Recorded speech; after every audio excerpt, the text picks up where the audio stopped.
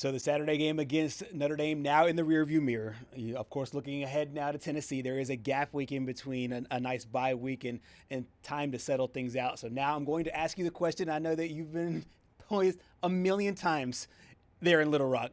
Who's next and what's next for this Arkansas football program? Because now we do have 4 Power 4 jobs, one in each conference that is now available. If you start ranking them, I would think that Arkansas is at the top or near the top of all of them, and it will attract a lot of great candidates. What say you about the next head coach of the Razorbacks? Yeah, well, I'll say this, Gerhard. I'll say this. Arkansas did a good thing by getting rid of Sam Pittman over the first bye week, right? Because now, like you said, they're probably the top job out there. And so they have gotten a lot of interest. I will say this. My sources, we actually talked to I'll say this. We talked to a board of trustees member today. I'm going to air that interview in one of our shows for anybody interested. But one of the board of trustees members telling me today that they have received so many calls about the job that Hunter Yurchek's phone has been blowing up. And I don't think they would lie about that, because we've heard that from our sources as well, that so many people have reached out. So many agents have been reaching out to him. Now, I can tell you this. They've also turned down quite a few names for the job. So they've turned down some people already for this position, because they are very specific in what they want. And what they want is somebody who has been a head coach. No Sam Pittmans, okay?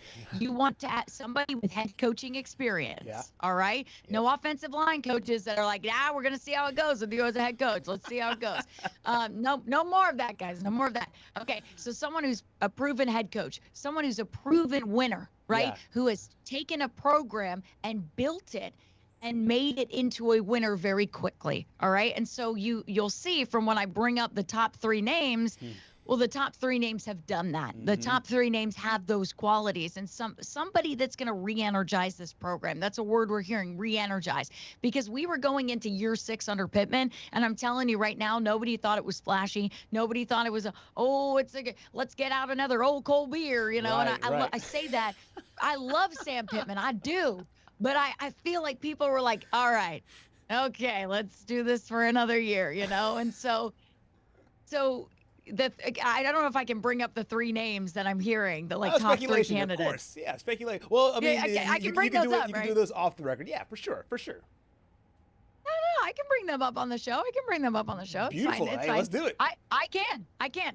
So my, all sources are pointing to, there is one guy that everybody wants, and the fan base wants him. The boosters want him. This is a guy who has a lot of support, and that is SMU head football coach Rhett Lashlee, okay? Yeah. You have heard his name probably at every coaching search. That's because, let me tell you, it starts with number 1 get, Rhett Lashlee, everybody else.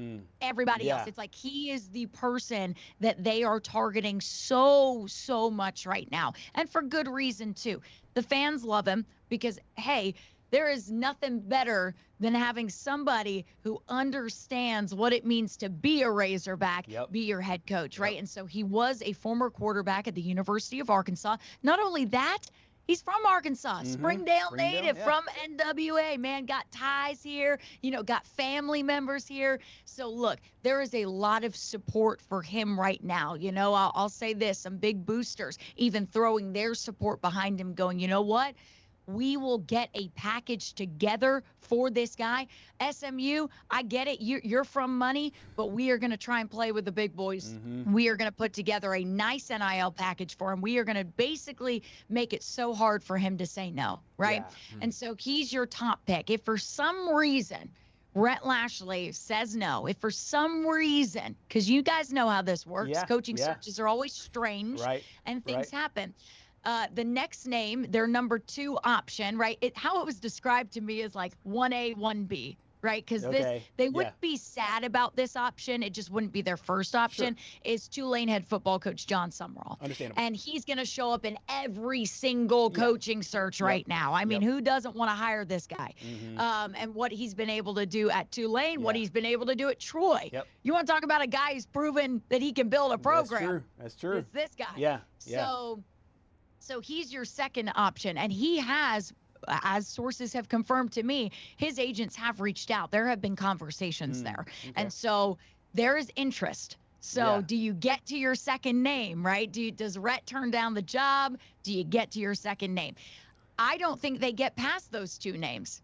Okay. But if Yeah. they do, for some reason, because coaching searches are weird and somebody's going to go, Courtney, something weird is going to happen and they're going to get to their third name. I don't think they'll get past this guy, is Dan Mullen. And so Dan Mullen has reached out. His people have reached out. He is very interested in the job. My sources tell me that he is very interested and that he'd love to be coaching at Arkansas. And this is a guy that I will say, guys, full disclosure, I'm a UF alum, okay? So I covered Dan Mullen. That's true. I know him very well. Good guy. And I think they were very quick to fire him there. The fan base also thinks they're very quick to fire him there. And I know the narrative is that, he can't recruit and whatever, he's a great coach, but he can't recruit. To that I say, just put a staff around him, give him the resources. Yep. Dan Mullen with resources, scary. Look at what he was able to do at Mississippi State. Look at what he was able to do at Florida before they quickly got rid of him for, whatever. The rumor mill says that he ticked off some people, and I get it. If you ticked off some people, Dan, I get it. Okay? But now he's over at UNLV. He's got them rolling. That man does more with less continually over his career. So that's your top three right there. And I know people want to throw in John Gruden. I get it. Brett Favre tweeted his support to him the other night. I'll tell you this. I don't think John Gruden to Arkansas is happening.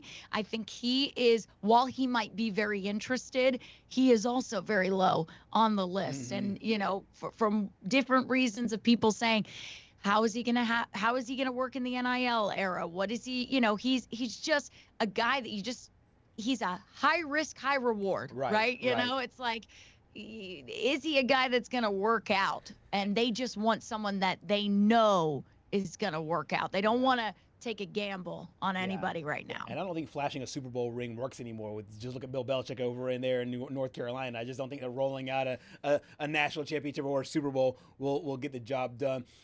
Very, very, very good insight. And obviously you said that you were talking to that Board of Trustees member. I'm sure that's all going to be online. So we'll have the latest on the Arkansas coaching search as time moves forward. Courtney Mims, thank you so much for your time today.